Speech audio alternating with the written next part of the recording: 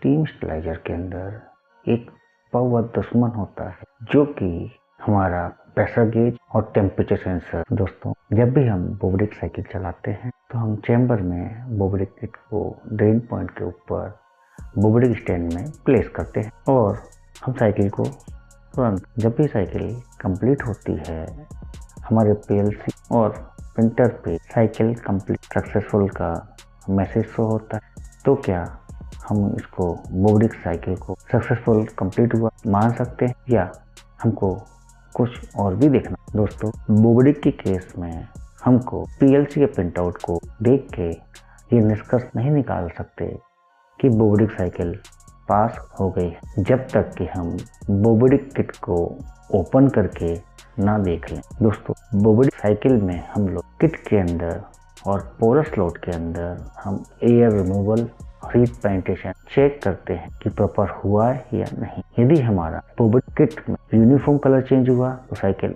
Okay है।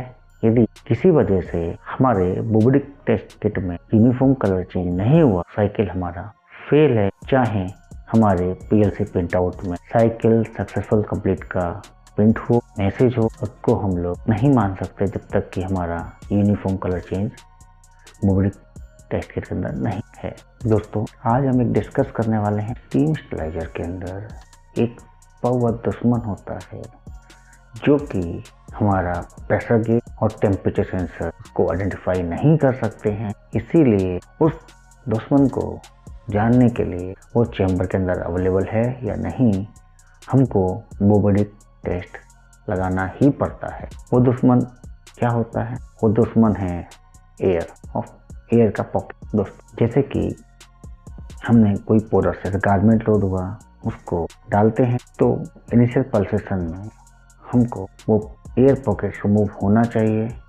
यदि वो एयर पॉकेट रिमूव नहीं हुआ किसी वजह से, तो क्या होता है कि वहाँ पर स्टीम का पेनिट्रेशन नहीं होगा और सपोज करो वहाँ पर उस एयर पॉकेट के अंदर कुछ बैक्टीरिया या सिंगल बैक्टीरिया भी रह जाता, वो स्टीम जब सोल्ड होता है उस समय वहाँ टेम्परेचर मेंटेन नहीं होगा और आफ्टर स्टेबलाइजेशन वो किल नहीं हो पाएगा, वो सर्वाइव करेगा। और स्टेबिलिटी जो हमारे प्रिंटआउट में आया हुआ है कि cycle successfully complete, temperature maintain हुआ, सब कुछ है, लेकिन उस सब चीज़ों को गलत ठहरा देता है वो। इसीलिए एयर रिमूवल बहुत ही इम्पोर्टेंट चीज़ है जो कि हमारे टेम्परेचर सेंसर और प्रेशर गेज उसको आइडेंटिफाई नहीं कर सकते। इसी के चेक करने के लिए हमको बोब्रेक टेस्ट लगाते हैं। दोस्तों, बोब्रेक टेस्ट में साइकिल यूनिफॉर्म कलर चेंज होता है तो साइकिल पास हो जाता है। यदि यूनिफॉर्म कलर चेंज नहीं होता है तो उसमें 2-3 रीजन है क्यों नहीं होता है। चलो उसके बारे में थोड़ा डिस्कस कर। और जब हम टेस्ट फेल होता है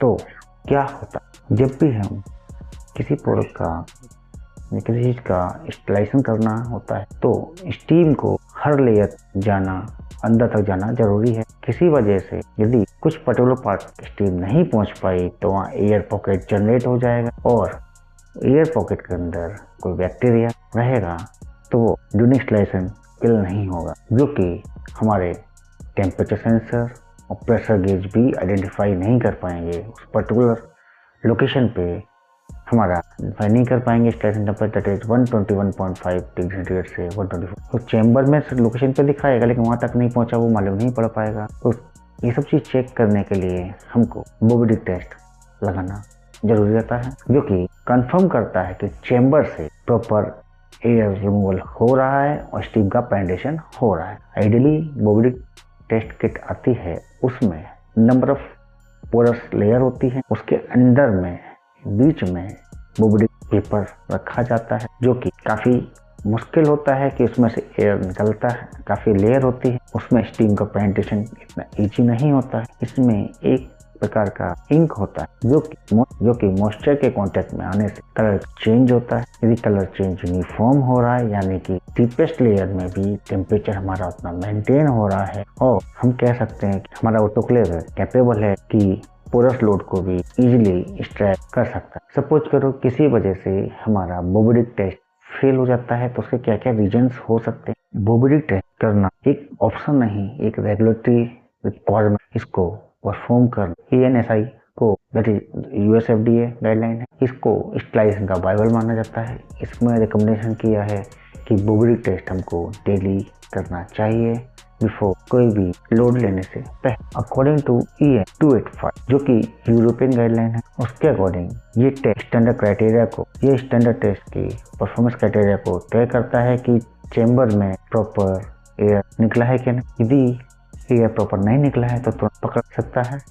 इसलिए हमको Bowie Dick test every day before sterilize cycle हमको चलाना ही चाहिए। यूएसएफडीए के अकॉर्डिंग बोबडिक टेस्ट किट को मेडिकल डिवाइस 2 की कैटेगरी में रखा है, जो कि इसकी सटीकता के लिए कड़े नियमों से गुजरता है। दोस्तों, बोबडिक टेस्ट किट को रीड करना बहुत ही ज़्यादा आसान है। यदि आफ्टर बोबडिक टेस्ट हमको किट को ओपन करना है और चेक करना कि बोबडिक टेस्ट किट के ऊपर अंदर जो पेपर है, इंक का पेपर है, उसे निकालना है और चेक करना। यदि यूनिफॉर्म कलर चेंज हो रहा है तो साइकिल पास है, यदि यूनिफॉर्म कलर चेंज नहीं तो साइकिल फेल। यदि यूनिफॉर्म कलर चेंज नहीं हो रहा है तो किस रीजन से हो रहा है, उसके रेफरेंस के लिए 3 मेजर कॉज हो सकते हैं, जैसे कि बीच बीच में धब्बे, जैसे कि पहला सेंटर में यूनिफॉर्म कलर चेंज न होना, साइड से पूरा यूनिफॉर्म कलर चेंज होना। इस तरह का एग्जाम्पल एक क्लासिक एयर इंट्रैप का होता है, यानी सेंटर में एयर पॉकेट है जो कि ड्यूरिंग स्टरलाइजेशन वहाँ पर टेम्परेचर मेंटेन नहीं हुआ। इसका मेन कारण है जब भी हम वैक्यूम अप्लाई कर रहे हैं तो वैक्यूम सेंटर से एयर पॉकेट को रिमूव नहीं कर पाया और वहाँ पर टेम्परेचर मेंटेन नहीं हो पाया। यदि हमारे बोबडिक टेस्ट किट के ऊपर कुछ पैचेज मिल रहे हैं तो इसका मतलब क्या है, हमारे स्टीम के अंदर नॉन कंडेंसेबल गैस और सुपर स्टीम है, जिसके लिए हमारे बोबडिक किट के ऊपर पैचेस मिल रहे हैं। ये क्या इशारा करते हैं कि हमारे स्टीम की क्वालिटी में जो कि सुपरहीटेड स्टीम और नॉन कंडेंसर गैस की ओर इशारा कर रहे हैं, क्योंकि हमारी स्टीम की क्वालिटी एच पर रिक्वायरमेंट नहीं है, क्योंकि जो पैचेस हैं वहाँ पर जो नॉन कंडेंसर गैस है CO2 जो कि स्टीम में ऑलरेडी अवेलेबल है वो जाके स्टक हो गई और वहाँ पर टेम्परेचर मेंटेन नहीं हुआ, जिसकी वजह से हमको बोबडिक किट के ऊपर पैच मिल रहे हैं और हमारे स्टीम में सुपरहीट स्टीम है जिसमें मॉइस्चर की कमी है, जो कि हमारे उस पर्टिकुलर स्पॉट पर टेम्परेचर मेंटेन नहीं हो। दोस्तों, यहाँ मैं एक बताना चाहूँगा, जो मॉइस्ट स्टीम होती है उसकी पेनिट्रेशन ज़्यादा होती है और ड्राई हीट होती है उसकी पेनिट्रेशन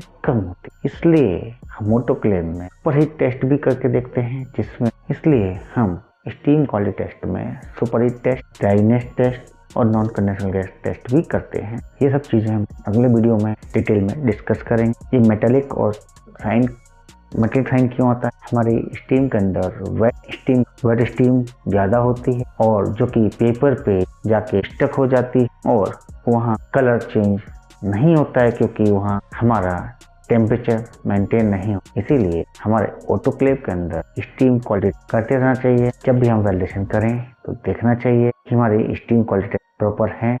प्रैक्टिकल नॉलेज के लिए हमारे चैनल को सब्सक्राइब करें, लाइक करें, शेयर करें और फ्यूचर में भी मैं इस तरह के प्रैक्टिकल नॉलेज वाले वीडियो लाता रहूँगा।